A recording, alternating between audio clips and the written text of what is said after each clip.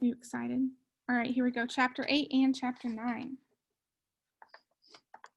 All right, remember Josh just spilt lemonade on Dink to get him out of answering his mom's questions. All right, so Dink's jeans were nearly dry by the time they reached the hotel. Mavis was waiting out front. "How was your lunch?" she asked timidly. "Fine, thanks," Dink said. "We talked it over and we think there's something fishy going on the third floor of this hotel." Suddenly, Mavis began coughing. She held up her scarf in front of her mouth.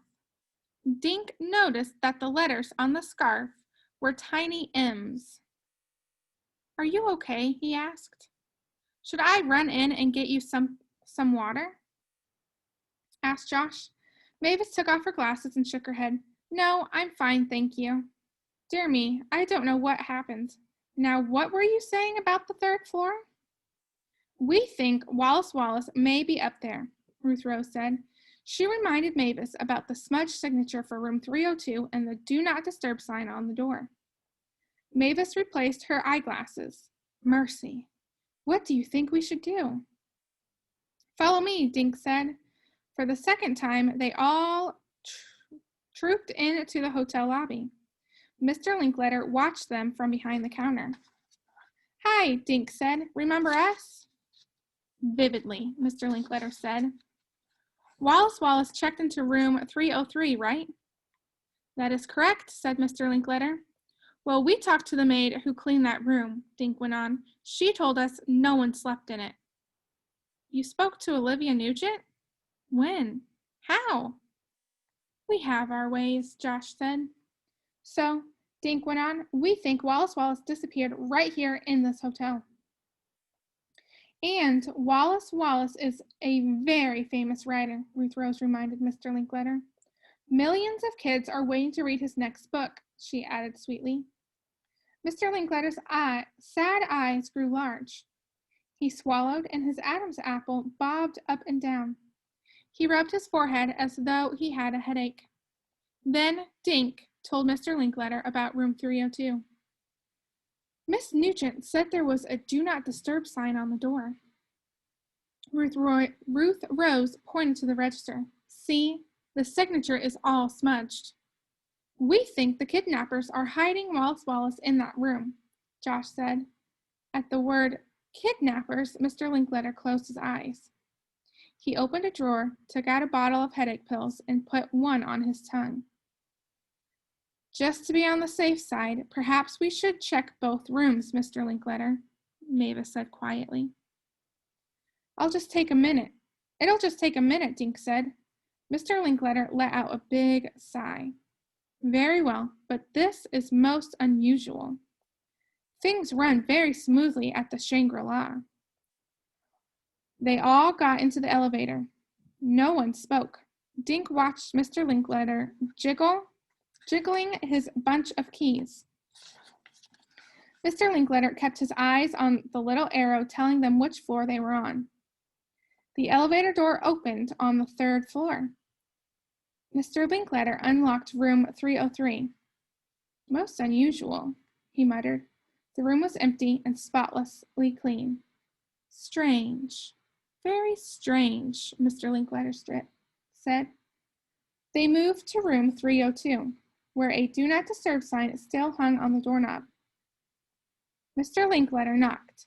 They all leaned toward the door. "Listen, I hear a voice," Josh said.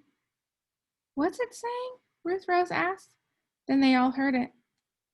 The voice was muffled, but it was definitely yelling, "Help!" And I'll give you one more minute to look at the picture.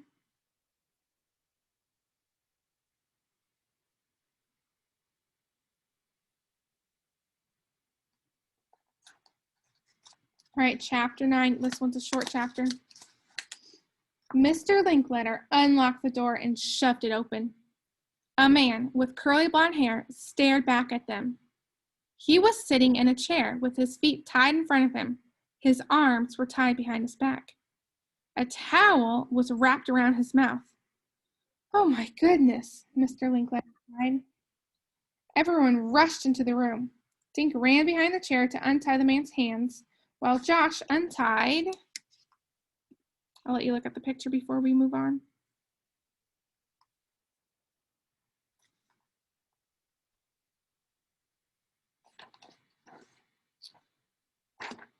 While Josh untied his feet, Mavis unwrapped the towel from around his face. "Thank goodness you got here," the man said. "I'm Wallace Wallace. Someone knocked on my door last night. A voice said he was from room service. When I opened the door, 2 men dragged me in here and tied me up." He looked at Dink.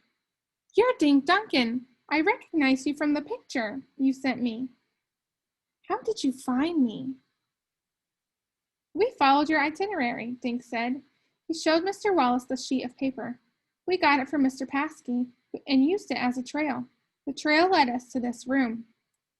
"I'm so sorry I missed the book signing," Wallace said.